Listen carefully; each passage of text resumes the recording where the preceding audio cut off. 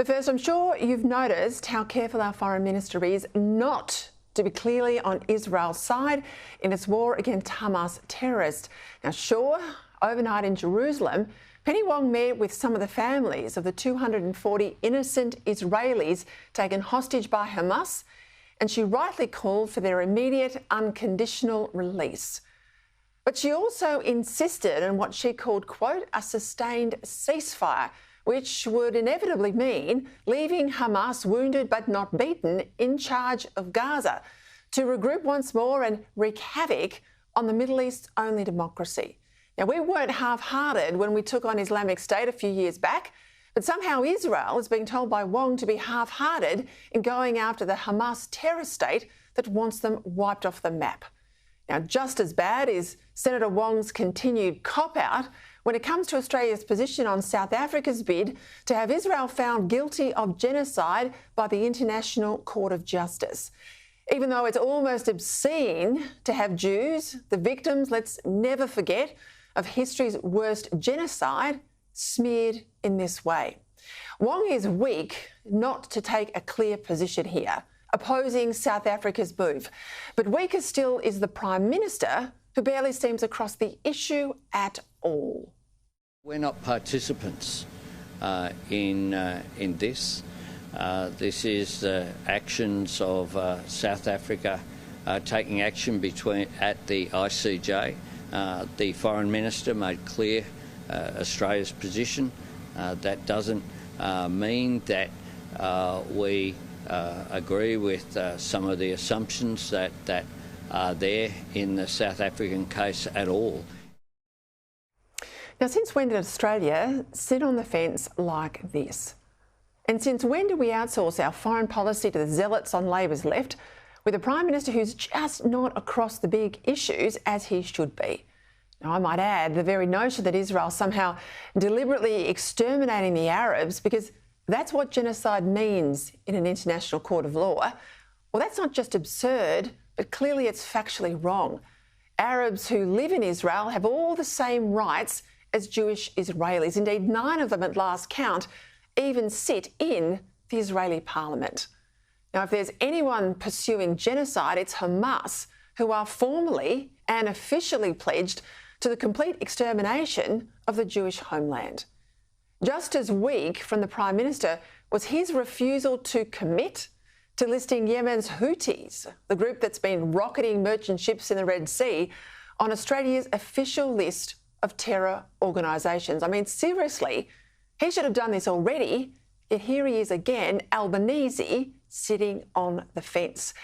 Even though a couple of days back he insisted that we were, and I quote, involved and participated in Anglo-American airstrikes against these Houthis, despite the truth revealed yesterday of a very small number of extra personnel not even yet in the Middle East.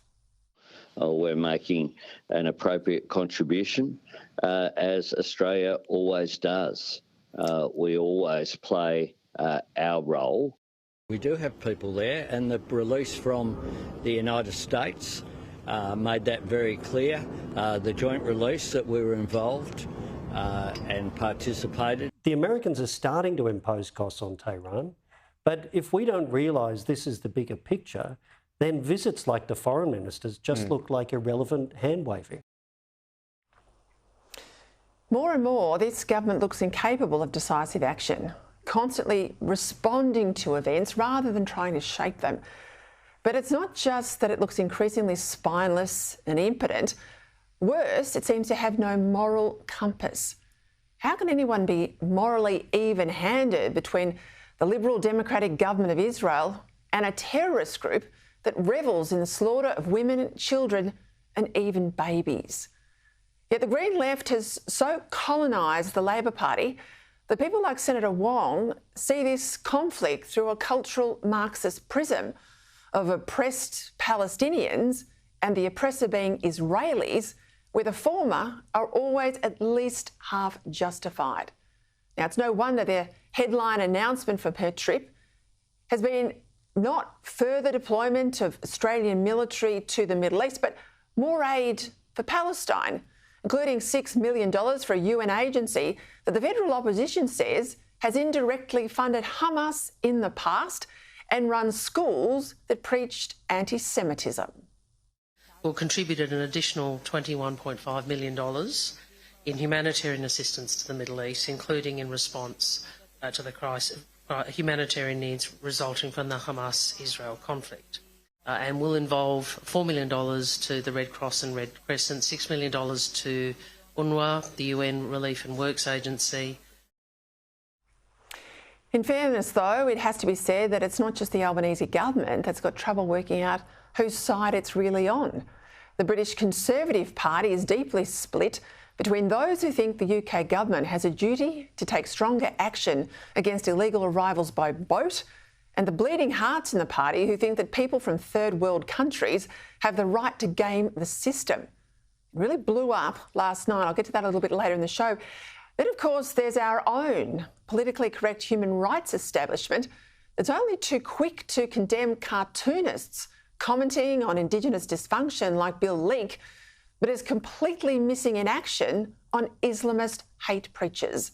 The latest example of an Islamic preacher inciting violence against Jews, reported today in The Australian, is Sheikh Kamal Abu Mariam, leader of Sydney's Roselands Mosque, attacking the, and I quote, Zionist Nazi regime and calling on God, he says, to kill them one by one. Now, the only reason this is tolerated for a second is because the Green Left views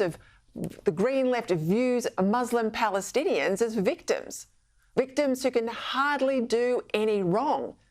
Plus, a whole lot of Muslim migrants live in Labor seats in Western Sydney, and that vote pulls the strings of Albanese frontbenchers like Tony Burke and Chris Bowen. And what about these so-called music festivals? I mean, really, they're illegal drug festivals. I discussed that last night. An official establishment that's zealous on cracking down on smoking and vaping reacts to death and injury from illegal drugs, not by reminding young people that doing drugs is deadly, but by urging pill testing so that the users and the bikers that sell them can be protected from their own stupidity. These are strange times where the moral distinctions and the values that our parents took for granted have been badly blurred or even completely ignored. Now, rest assured, though, here on Credlin, all this will be consistently called out because that's what you want. You want these errors to be exposed and corrected, not simply ignored.